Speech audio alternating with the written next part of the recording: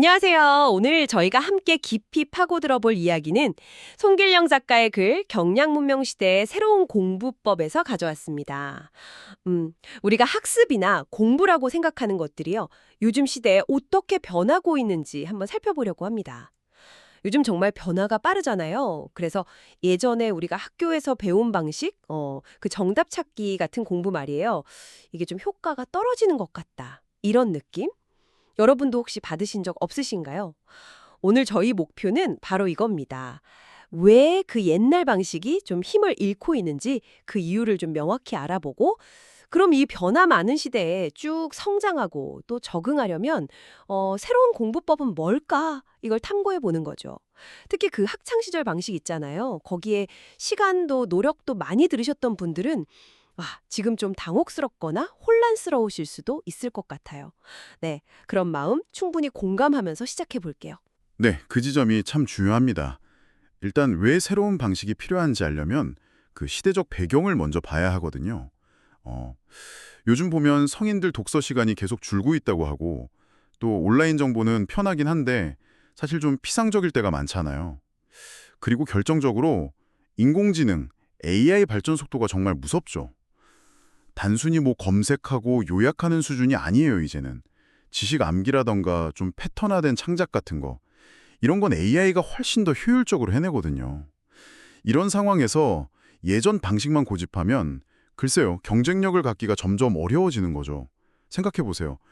누구나 쉽게 얻을 수 있는 정보나 기술은 그 가치가 떨어질 수밖에 없어요. 그렇죠. 경쟁자는 뭐 전 세계에 널려 있는데 그걸로 얻는 대가는 오히려 줄어들 수 있다는 거예요. 그러니까 AI가 등장하면서 기존의 지식 습득 방식의 한계랄까? 가치가 좀 명확하게 드러나고 있는 거죠. 그렇군요. 그러니까 AI가 잘하는 거랑 이제 사람이 집중해야 할 게 좀 달라지고 있다. 뭐 이런 말씀이시네요. 그럼 이 경향문명 시대에 맞는 새로운 공부법, 구체적으로 어떤 특징들이 있을까요? 송길령 작가가 말하는 변화들 하나씩 좀 자세히 들여다볼까요? 네, 첫 번째 큰 변화, 공부의 기간이요. 이게 뭐 거의 무한대로 늘어난다는 거예요. 우리가 보통 생각하는 거 있잖아요. 학창 시절에 바짝 공부하고 졸업하면 그 지식 써먹으면서 사는 거. 이게 더 이상 안 통한다는 거죠. 뭐 한국만 봐도 12년 공교육 받고 대학 진학률 엄청 높았잖아요. 이게 딱 과거 모델인데 근데 요즘은 대학 졸업이 끝이 아니죠. 오히려 새로운 시작이다. 이런 생각이 더 강해진 것 같아요. 평생 학습, 이 말이 진짜 현실이 된 거죠. 맞아요. 근데 이게 단순히 그냥 공부하는 시간이 길어진다, 뭐 이런 차원이 이상이에요. 핵심은 그 스펙 쌓기나 뭐 가방끈 늘리기 이런 거보다는 진짜로 변화하는 세상에서 필요한 역량, 이걸 계속 키우려는 개인의 노력이 훨씬 중요해졌다는 거예요. 그래서 요즘 보면 정규대학 과정 말고도 뭐 방송통신대, 사이버대학, 아니면 특정 분야 대학원 이런 것도 많고 또 온라인 강의도 엄청 많잖아요. 단기 교육과정, 자격증, 뭐 직무연수, 학습 형태가 정말 다양해졌어요. 이게 그냥 뭐 사회나 회사가 시켜서 하는 게 아니라 예측하기 어려운 미래에 대비하고 또 자기 가치를 높이려는 개인적인 동기, 이게 더 크게 작용하는 것 같아요. 이제 정말 우리 모두에게, 여러분에게도 이 지속적인 학습과 성장이 거의 뭐 생존 조건이 됐다, 이렇게 봐야 합니다. 평생에 걸쳐서 그것도 엄청 다양한 방식으로 계속 역량을 키워야 한다. 정말 공부엔 끝이 없다는 말이 딱 맞는 시대네요. 그런데 이 평생 학습의 방향도 예전과는 좀 다르다고요. 두 번째 변화, 공부의 대상이 오히려 좁아진다. 이 부분 저도 되게 흥미로웠어요. 왜 우리 학교 다닐 때는 국영수부터 시작해서 뭐 예체능까지 다 잘하는 애들이 칭찬받았잖아요. 그죠? 거의 뭐 만능을 원했던 건데 이제는 그럴 필요가 없다는 건가요? 네, 그렇습니다. 오히려 그 반대 방향으로 가고 있다고 봐야죠. 송길령 작가가 이렇게 말해요. 경량 문명의 공부는 좀 더 현실적인 자신의 새로운 직무에 적용하기 위해 출발해야 합니다. 그러니까 예전에는 막 넓게 교양을 쌓는 게 중요했다면 이제는 당장 내가 풀어야 할 문제, 내일과 직접 관련된 거, 그런 실용적인 지식이나 기술에서 공부가 시작되는 경우가 훨씬 많다는 거죠. 물론 뭐 넓은 지식이 필요 없다는 건 아니에요. 아닌데 출발점이 나의 필요에 좀 더 맞춰졌다는 겁니다. 이렇게 시작된 공부는 자연스럽게 한 분야를 깊게 파고들게 되잖아요. 그래서 좁고 깊은 전문성으로 이어지는 거예요. 이게 바로 AI나 다른 사람하고는 다른 나만의 어떤 고유한 영역, 이걸 만들어가는 핵심 과정이라고 할 수 있습니다. 아, 모든 걸 다 알 필요는 없고 나한테 진짜 중요한 거, 그걸 깊게 팔아. 이게 핵심이군요. 근데 여기서 한 단계 더 나아가는 변화가 또 있는 것 같아요. 세 번째인데 공부의 방향 자체가 달라진다. 그러니까 기존 지식을 배우는 걸 넘어서서 아무도 모르는 거, 그걸 스스로 찾아 나서는 방향으로 가야 한다. 이런 주장인데요. 이건 앞서 말씀하신 전문성을 더 깊게 하는 거랑도 좀 연결되는 것 같은데 구체적으로 어떤 의미일까요? 특히 AI가 이미 알려진 정보 정리하는 건 진짜 잘하잖아요. 이걸 생각하면 이 변화가 더 중요하게 느껴지거든요. 정확히 보셨어요. 이 세 번째 변화가 어쩌면 공부의 질적인 면에서 가장 큰 전환일 수 있습니다. 기존 지식을 배우고 이해하는 거 물론 중요하죠. 근데 그것만으로는 이제 차별화된 가치를 만들기가 좀 어려워졌다는 거예요. 그게 핵심입니다. 왜냐면 아까도 말씀드렸지만 AI는 이미 검증되고 딱 구조화된 지식을 거의 실시간으로 엄청나게 효율적으로 제공하잖아요. 마치 인류 지식 전체가 하나의 거대한 공공 데이터베이스가 된 느낌이랄까요? 이런 상황에서는 단순히 안다는 것 자체의 가치는 좀 떨어질 수밖에 없어요. 상대적으로요. 여기서 오해하면 안 되는 게 그럼 기존 지식 공부가 필요 없냐? 그건 절대 아니에요. 중요한 건 그 학습을 통해서 뭘 얻느냐는 거죠.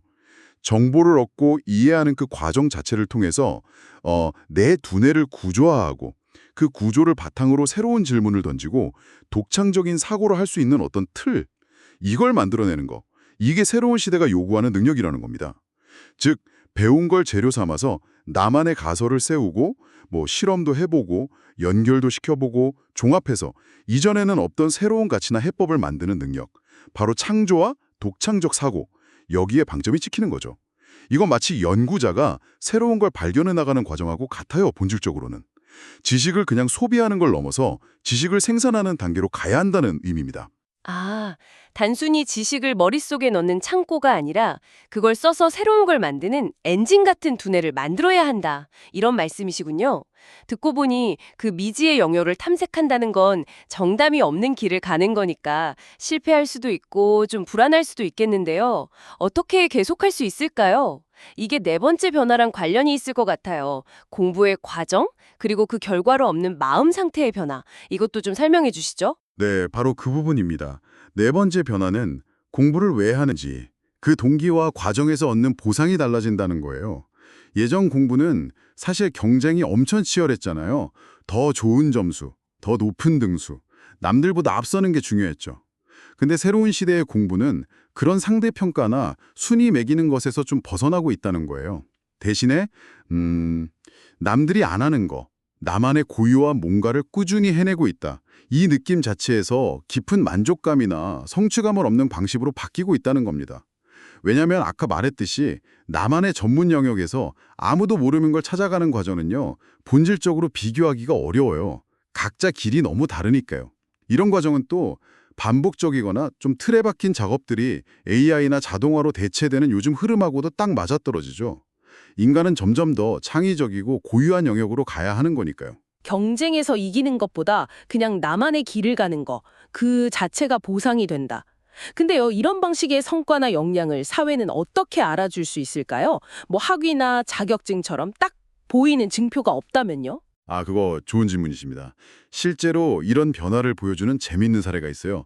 그 데이터 분석회사 팔란티어 아시죠? 거기 CEO 알렉스 카프가 이런 말을 했어요. 더 이상 대학 학위 가진 사람을 우선 뽑지 않겠다. 이렇게 공개적으로 말하면서 진짜 기술 역량하고 문제 해결 능력을 가진 사람을 찾겠다고 했거든요. 이게 뭘 의미하냐면 전통적인 학력 중심 평가 시스템을 넘어서서 이제 개인이 실제로 보여주는 고유한 역량, 그 성과 자체를 중요하게 보기 시작했다는 아주 중요한 신호죠.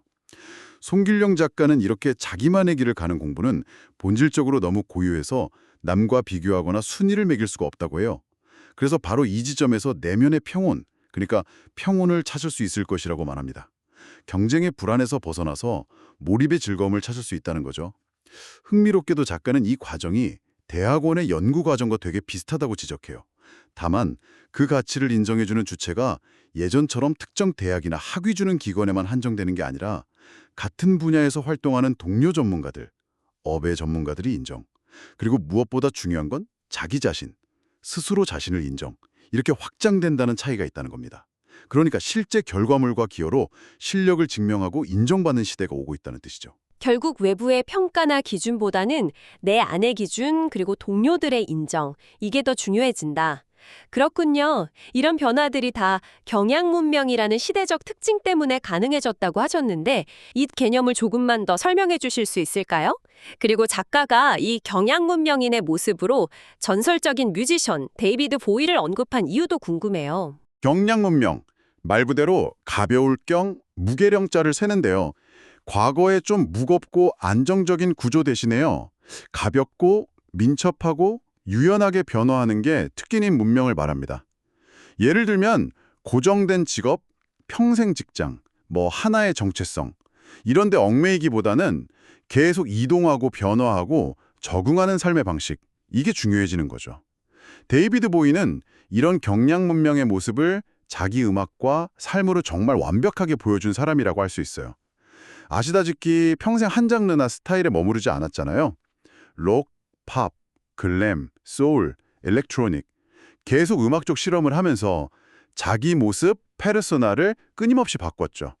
음악뿐 아니라 패션, 미술, 연기, 문화 전반에서 경계를 막 넘나들면서 혁신을 이끌었고요. 데이비드 보이, 정말 끊임없이 변신하고 도전했던 아티스트죠. 그의 어떤 말이 이런 경량 문명인의 자세, 그리고 우리가 나눈 새로운 학습법하고 연결될 수 있을까요? 보이가 남긴 유명한 말이 있습니다. 이런 말인데요. 만약 당신이 지금 하는 일에서 편안함이나 안정감을 느낀다면 그건 당신한테 잘 맞는 일이 아닐 가능성이 높아요. 늘 당신이 가능하다고 생각하는 것보다 조금 더 깊은 물속으로 들어가세요. 발이 바닥에 닿을 듯 말 듯한 바로 그 지점, 거기가 바로 흥미진진한 일을 하기에 가장 좋은 곳입니다. 이 말의 핵심이 다 들어있어요. 발이 바닥에 닿을 듯 말 듯한 곳. 와, 정말 인상적인 표현이네요. 안정적인 데만 있지 말고 약간의 불안감, 불확실성, 이걸 감수하면서 모르는 영역으로 가라. 이런 뜻으로 들리네요. 이게 바로 새로운 시대의 학습 태도랑 딱 맞는 거군요. 그렇습니다. 작가는 보위의 이 자세에서 불안을 제거하는 게 아니라 불안을 에너지로 바꿔가면서 늘 새로운 것을 추구하는 경향 문명인의 모습을 발견하는 거죠. 이들은 불확실성을 피하지 않습니다. 오히려 자기 불안을 동력 삼아서 새로운 시도를 계속해 나갑니다. 그러니까 현재 상태에 만족하고 안주하는 게 아니라 약간의 긴장과 불안 속에서 계속 자신에게 도전하고 새로운 가능성을 찾는 태도, 이것이 바로 경량 문명 시대를 살아가는 우리에게 필요한 핵심 자세이고 또 새로운 학습법의 바탕이 된다는 겁니다. 자, 그럼 오늘 우리가 나눈 이 이야기들, 우리 각자에게 어떤 의미가 있을까요? 한번 정리를 해보죠. 오늘 학습의 4가지 중요한 변화 방향에 대해 이야기 나눴습니다. 첫째, 특정 시기를 넘어서는 평생 학습. 둘째, 모든 걸 알기보다 나만의 전문성 탐구. 셋째, 이미 알려진 지식을 습득을 넘어서 미지의 영역 탐색. 그리고 마지막으로 남과의 경쟁 대신 내적 동기와 고유한 기여를 추구하는 방식으로의 전환. 이 4가지 변화는 결국 과거의 학습 모델 있잖아요. 정해진 답 빨리 외우고 시험 잘 보고 치열하게 경쟁해서 이기는 거. 이런 방식의 가치가 점점 희미해지고 있다는 걸 아주 분명하게 보여주는 것 같아요. 네, 핵심을 다시 한번 강조하자면요. 이 새로운 시대의 군부법은 마치 연구자의 길과 같다고 할 수 있습니다. 정해진 답도 없고 지름길도 없어요. 그래서 아무도 가지 않은 길을 묵묵히 걸어가며 끊임없이 늘 배우고 스스로 깨치는 그 과정 자체에 의미를 두는 거죠.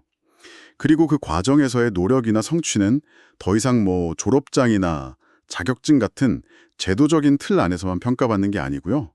함께 그 길을 가는 동료 전문가들, 그리고 궁극적으로는 자기 자신에 의해서 인정받게 될 거라는 겁니다. 이건 단순히 공부 방법만 바뀌는 게 아니라 우리가 무엇에 가치를 두고 또 무엇을 성공으로 볼 것인가 하는 근본적인 인식의 전환을 요구하는 문제라고 생각합니다.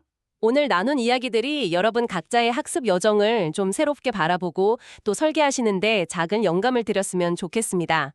마지막으로 데이비드 보이가 던진 화두와 연결해서 질문 하나 드리면서 마무리할까 합니다. 어제 나보다 조금 더 나아가기 위해서 여러분만의 고유한 길을 만들어갈 준비는 되셨나요? 익숙한 안정감을 잠시 내려놓고 어떤 새로운 미지의 영역에 여러분의 발을 한번 들여놓아 보시겠습니까?